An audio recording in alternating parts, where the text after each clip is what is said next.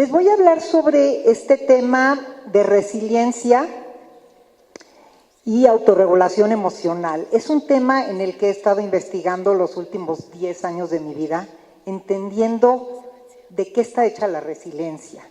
Hablamos a veces de la felicidad, de la resiliencia, como es feliz, no es feliz, es resiliente, no es resiliente, como si fueran dones o atributos.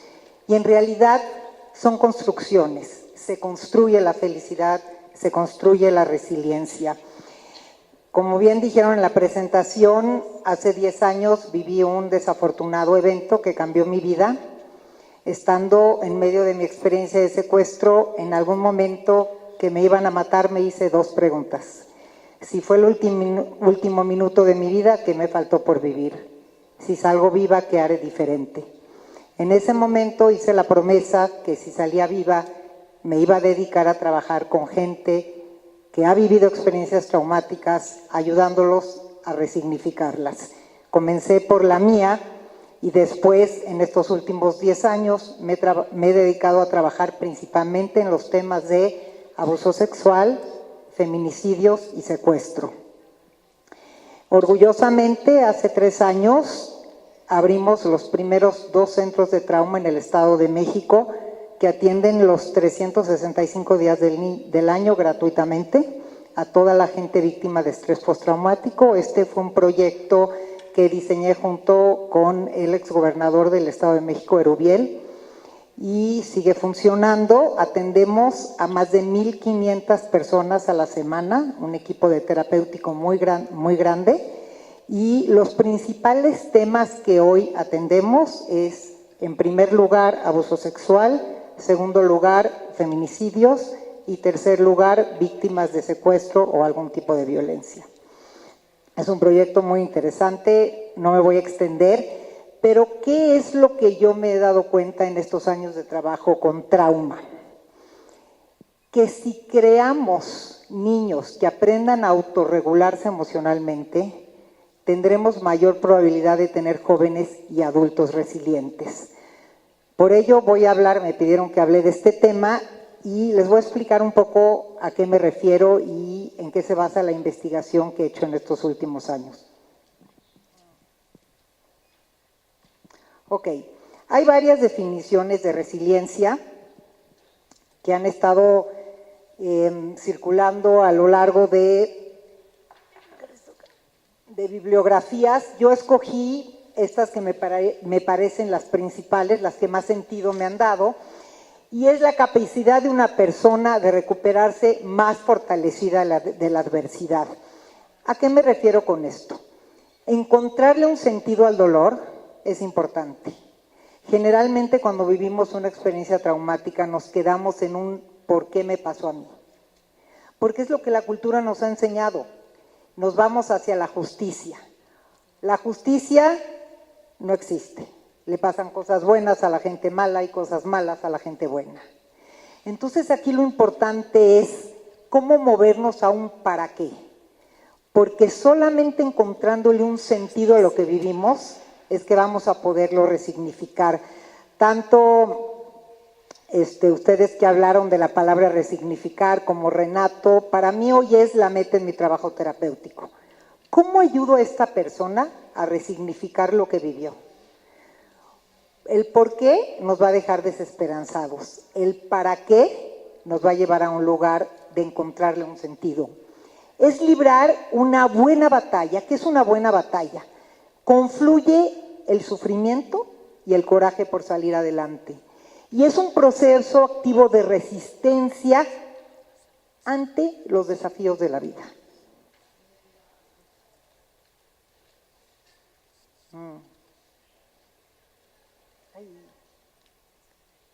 Ya voy a batallar también. Ok. ¿Qué pasa con las crisis de la vida?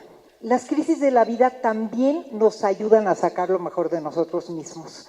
Cuando he trabajado en casos con abuso sexual, mi formación que también viene de ILEF sistémica en terapia de pareja y familia, trabajo con el sistema completo. Y veo qué impacto tuvo igual con secuestro, con feminicidio, porque mientras más miembros del sistema están incluidos en el trabajo terapéutico, siempre la sanación va a salpicar hacia todos los lugares.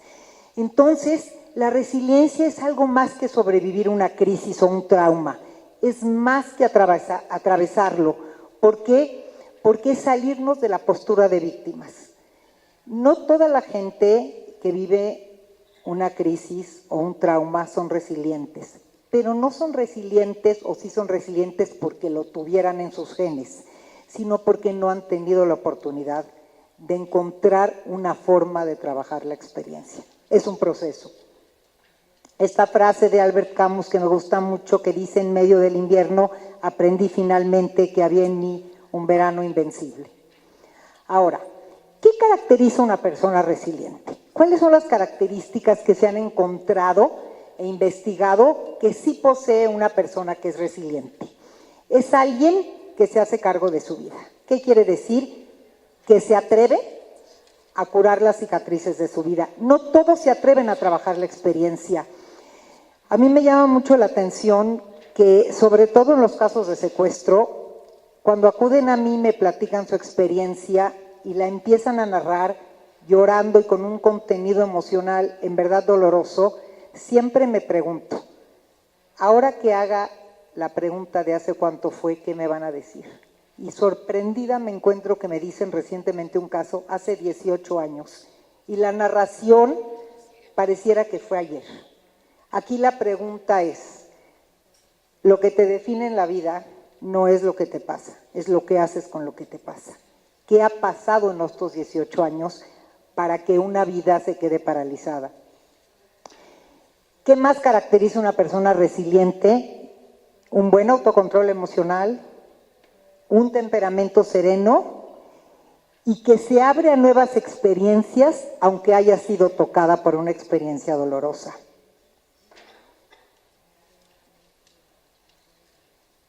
Ay, perdón, no le estoy agarrando. ¿Qué más tiene una persona resiliente? Buena dosis de eficacia personal. ¿Qué quiere decir eso? Fíjense, todas son características que se construyen, no que nacieron con ellas. Cree la persona firmemente que puede influir sobre sus procesos de vida, que no es lo que le pasó lo que la va a definir, sino que puede influir en su vida. Considera el cambio como un desafío en su desarrollo. Posee un sentimiento de confianza en la capacidad de hacer frente a las dificultades y tiene la convicción de que puede controlar su destino. Con esto no me refiero a que la vida tenga una certeza, sino que puede controlar lo que decide hacer con lo que le pasa. Ahora, en niños que he tenido la oportunidad de trabajar con ellos y sus familias, me he dado cuenta que generalmente los niños con cierta característica resiliente se aferran a cualquier cosa con tal de mantener la fe y la esperanza. Esta es una arma de doble filo, hay que tener muchísimo cuidado, porque con tal de estar bien y mantener la esperanza, sucede lo que hoy han dicho tanto, que no se atreven a contar sus historias. Ahora, otra característica importante de los niños resilientes es que son acompañados por personas que les mandan, que les otorgan atención, cariño. Aumenta muchísimo la probabilidad de que un niño se atreva a contar sus historias y sea un niño resiliente si es acompañado de un adulto que sabe escucharlo, que sabe acompañarlo. Recientemente, les cuento muy breve, tuve un caso de un niño que sufrió, no abuso sexual, pero una violencia muy fuerte por parte de un familiar cercano. Y ese niño sentía que cada vez que la quería contar no la podía hablar. Y cuando platicamos en la sesión con los padres, lo que salió es que era la 4ª generación de violencia intrafamiliar, en donde la violencia era un secreto del que no se debía hablar. Era permitido vivirse, pero no se debía hablar. Entonces aquí es muy importante quiénes son los adultos que estamos cerca de los niños. Y brevemente otro caso interesante, que recién la semana pasada una mujer en terapia adulta, venía porque sentía que todo lo que hacía no tenía credibilidad, que nadie le creía y que ella misma ya no sabía si creía que era capaz de hacer cosas. Ese fue su motivo de consulta. Indagando un poco en su historia, sale en esta primera sesión que fue abusada sexualmente por su hermano durante toda su vida. Cuando ella le decía a su mamá le decía, ay, estabas en la alberca nadando, ella me contaba cómo él la tocaba por abajo del agua cuando estaban en la clase de natación, y la mamá le decía, ay, eso fue que chocaron, o se metía a la tina, un abuso de más de 10 años. Nunca lo había hablado, nunca. Hasta que se atrevió, pensando en por qué hoy nadie le cree y ella no cree en nada, ¿de dónde viene que nadie te crea? Y entonces contó por primera vez esto del abuso, lloró. Entonces siempre me hago la pregunta, ¿en qué momento nos atrevemos a contar una historia? ¿De qué depende? Creo que depende de muchas cosas, pero sobre todo de sentirnos en un ambiente, ya sé que redundo en lo mismo que han dicho, como ustedes tienen este sistema de antenas, donde sentimos que podemos ser escuchados.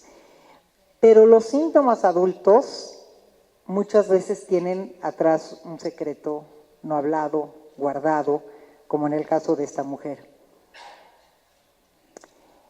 Y entonces, en esto que quiero hablar hoy de autorregulación emocional, muchas veces cuando pensamos en los antecedentes de la fortaleza o de la resiliencia adulta, nos preguntamos, ¿cómo vamos a crear hoy hijos resilientes si no tienen tolerancia a la frustración, si no saben nombrar sus emociones? Pero voy peor, si nosotros no las sabemos nombrar y no las sabemos reconocer, y hablar de la vida emocional en casa no se puede. ¿Cuántas veces hay un niño haciendo un berrinche hasta que agota a la mamá y la mamá lo va a castigar antes de decirle, esto se llama cansancio? Cuando tú estás llorando así, es que estás cansado. Nombrar las emociones. Cuando vamos a enfrentar una crisis, es cierto que muchas veces en el momento no vamos a tener los elementos o la capacidad absoluta de resolverla. Cuando a mí me secuestraron. Cuando alguien es abusado, fue abusado. Lo entiendo. Pero ¿qué vas a hacer después o qué te ayuda a estar mejor en el momento? Saber manejar una crisis siempre va a ser una herramienta que te va a aportar una fuerza interna especial. Entonces, ¿qué es la autorregulación emocional? ¿Cómo la definiríamos? Es un proceso encargado de evaluar, observar, transformar emociones y sentimientos para adaptarnos a las exigencias del entorno y adecuarnos a demandas específicas, modificando nuestra conducta cuando sea necesario. Hoy se sabe que la gente más exitosa no es la que tiene más diplomados, más maestrías, más doctorados. Es la gente que sabe emocionalmente tener un lugar importante, que sabe armarse de valor, que sabe enfrentar una crisis, que sabe manejar algo cuando está en sus manos.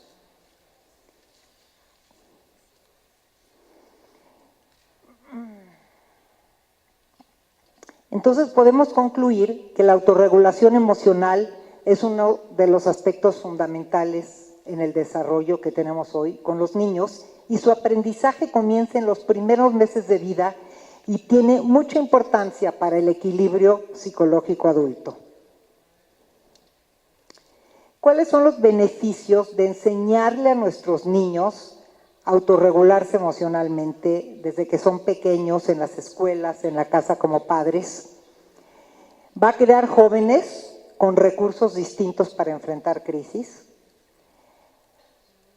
Previene la violencia adulta en muchísimas ocasiones. ¿Por qué digo previene? Porque cuando yo sé detectar qué me está pasando, sé hablar de mis emociones, también las puedo denunciar desde otro lugar. Cuando no estoy acostumbrado a conectarme conmigo, a entender lo que me sienta, lo que siento y a saber que es posible hablarlo, tampoco lo voy a hablar con nadie.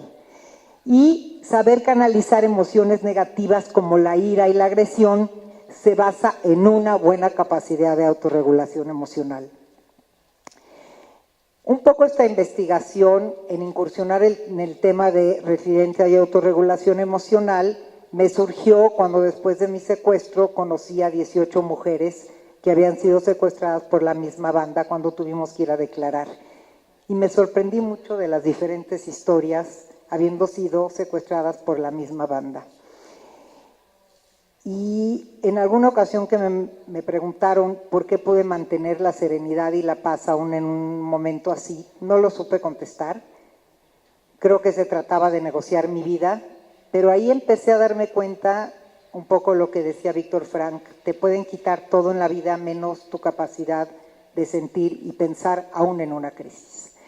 Yo sé que suena contradictorio porque a veces estamos atrapados y no tenemos cómo salir de ahí. Pero aún y con todo, siento que nuestra capacidad de controlarnos, de regularnos, sí es nuestra. ¿Qué influye, además, para que un niño pueda tener una buena autorregulación emocional? El temperamento, ¿sí? Mayor o menor excitabilidad, estilos de inhibición, impulsividad, pero vuelvo a lo mismo. Aún y con un temperamento impulsivo, siempre tenemos la capacidad de acompañar a un niño, como padres, maestros, psicólogos, a entender que eso no lo va a llevar a un buen puerto, que eso no va a ser lo que lo va a ayudar. Es el adulto como figura vincular quien va a ayudar a modular ese desarrollo y va a ser una referencia segura para el niño. Si el niño siente que tiene una referencia segura, va a escuchar y también va a aprender a modular sus emociones. Ahora,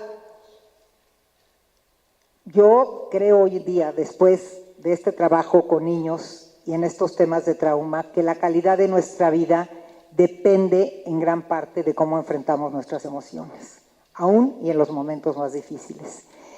Y una buena educación, según Spinoza, es organizar nuestras emociones, cultivar las mejores y eliminar las peores. Suena sencillo, pero ¿quién nos va a ayudar a eso como niños? Un acompañamiento de gente que puede enseñarnos lo que implica autorregular nuestras emociones. Ahora, hay 4 características que se han investigado a lo largo de estos años.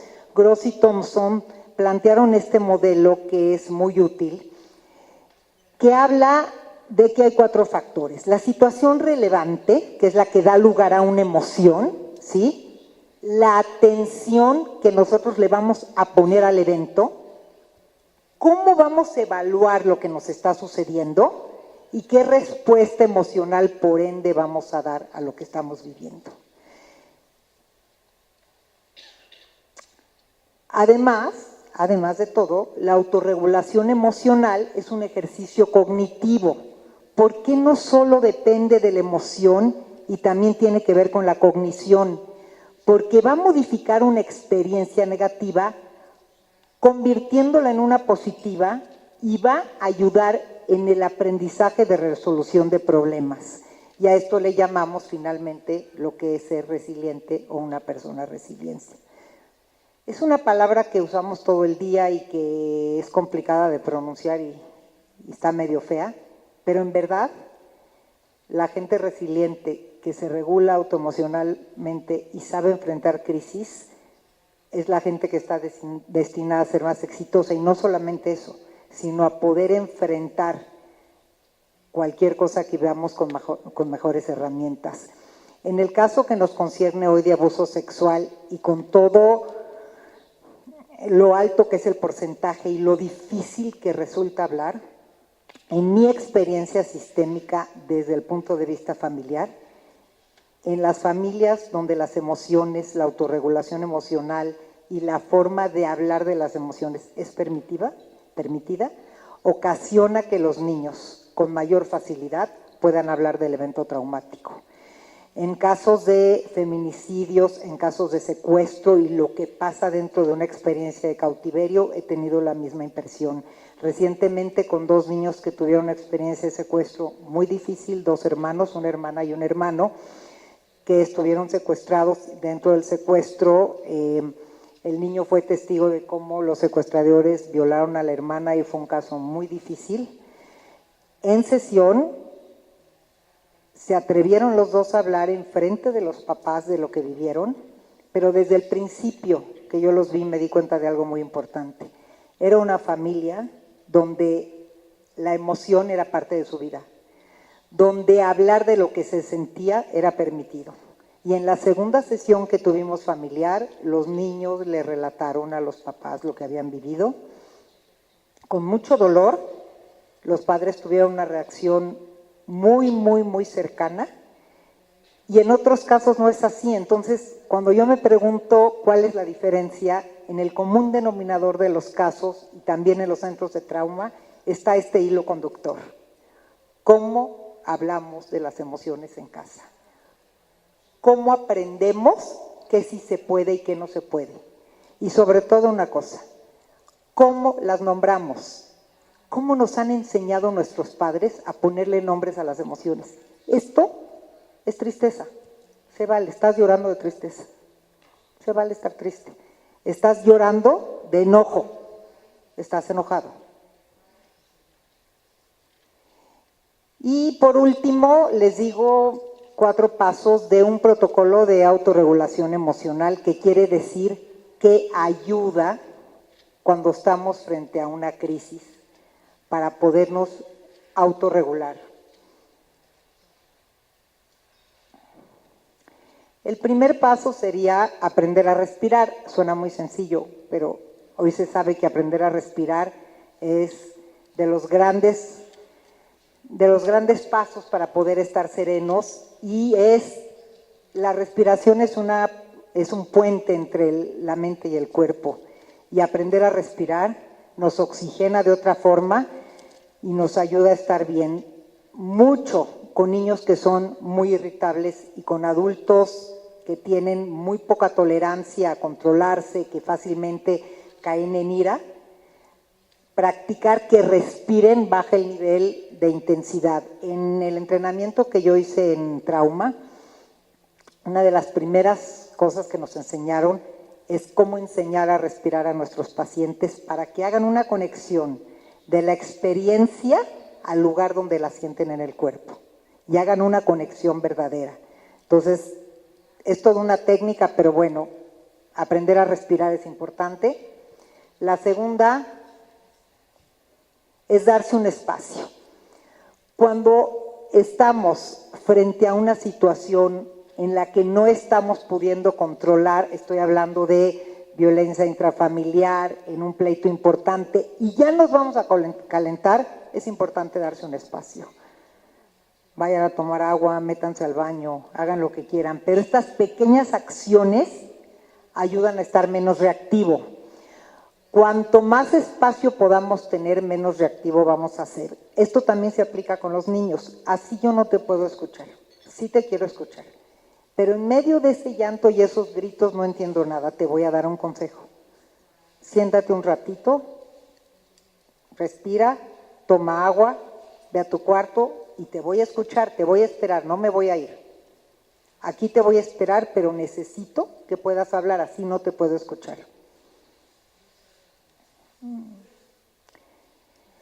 Lo que dije hace un momento, que es observar las emociones y ponerles nombre, ¿no? Siento mis brazos en tensión, mi ceño fruncido. ¿Esto qué me indica de cómo me siento? Que tengo rabia, que estoy muy enojado. Y perdón que sea redundante, pero mi sorpresa es muy grande en el trabajo terapéutico de ver que son los padres, los maestros, los adultos, los que no sabemos identificar nuestras emociones ni entender qué estamos sintiendo. Si no lo hacemos, va a ser muy difícil poder enseñar a los niños. Y 4 es, después de identificar la emoción, acéptala. El paso fundamental para poder fluir con tus emociones es aceptarla. Desafortunadamente, nos han dicho que hay emociones buenas y malas, y no es así. Ninguna emoción está sujeta a un juicio moral. Las acciones pueden ser malas o buenas, las emociones simplemente son, pero hay que saberlas encontrar. Y ya una vez que nos fusionamos con la emoción, tenemos que aprender a modificar nuestro diálogo interior. ¿Qué me estoy diciendo? La realidad la construimos con lo que nos decimos a nosotros mismos. En el caso de trauma, uno de mis retos más grandes, además de resignificar la experiencia, es cambiar el diálogo interno de la persona que vivió la experiencia. A partir de hoy, ¿qué quieres tú decirte de esto que viviste? ¿No? ¿Quieres decirte que fuiste una persona abusada? ¿Eso te va a definir? ¿Eso es lo que quieres que sea tu identidad? ¿O qué podemos hacer con esto? Porque en realidad, teóricamente, nada podría agotar nuestra realidad. Somos más que lo que vivimos. Siempre una persona víctima de un suceso traumático es más que ese suceso en sí. Es más que eso que vivió. Pero ¿qué pasa? Su vida se paraliza en ese momento. Y eso engloba su identidad. Es tan fuerte, impacta tanto, que en eso se convierte. Porque un trauma resquebraja nuestra identidad. Lo bueno es que la podemos reconstruir. ¿Cómo? Con este diálogo interno, trabajando en qué me voy a decir yo de lo que viví. Y por último, regresemos a la emoción y entonces podemos soltarla. Sí podemos soltar una emoción fuerte o una emoción que nos incomoda, pero primero tenemos que aceptarla. Tenemos que cambiar nuestro diálogo interno y entonces podemos soltarla y decir, te dejo ir. Esta emoción ya no es la que hoy quiero sentir, esta emoción ya no es la que me va a definir. Y actuar en forma reflexiva quiere decir, después de soltar la emoción, ahora pienso y decido cómo quiero enfrentar, cómo quiero sentirme, cómo quiero conquistar la armonía, de qué va a estar hecha esa armonía interior. Pero si no pasamos por un proceso de reconocer, de cambiar un diálogo interno, de soltar, es muy difícil actuar de manera reflexiva. Y no vamos a hacer este ejercicio, pero les voy a recomendar este ejercicio que es muy útil y que les puede servir tanto para su trabajo terapéutico como para ustedes. Y consiste, es muy simple, consiste en reconocer cómo hemos nosotros resuelto cosas que hemos atravesado en la vida. Y es hacer dos listas. En una, ¿qué sienten de su vida? ¿Qué han sido retos importantes que han superado? Y en otra lista, las cosas que hoy creen que son un reto y que todavía quieren trabajar, superar. Junto a la lista 1, traten de hacer conciencia de qué hicieron para lograr lo que pudieron superar. ¿Qué hicieron? ¿Qué sí pudieron hacer? ¿Y qué señal fue la que ustedes observaron que les hizo darse cuenta que de veras lo resolvieron? ¿Qué señal? ¿Cuándo fue el momento o qué señal percibieron que los hizo sentir, esto sí lo resolví? Bueno, ahí dice compartir, no lo vamos a compartir. Y de la lista que creen no haber superado, pongan qué los haría sentir que lo resolvieron. ¿Cuál sería la señal que ustedes tendrían que recibir para darse cuenta que lo resolvieron? En un lenguaje más sencillo, yo lo trabajo mucho con niños y a veces con los sistemas familiares. Se sorprenden mucho que a veces no saben encontrar esa señal que les hizo darse cuenta que pudieron resolver algo. Es más fácil encontrar la carencia, curiosamente, que lo que sí lograron hacer. Pero logrando encontrar los pasos que los llevó a resolver algo, la resiliencia se vuelve una fortaleza en ellos.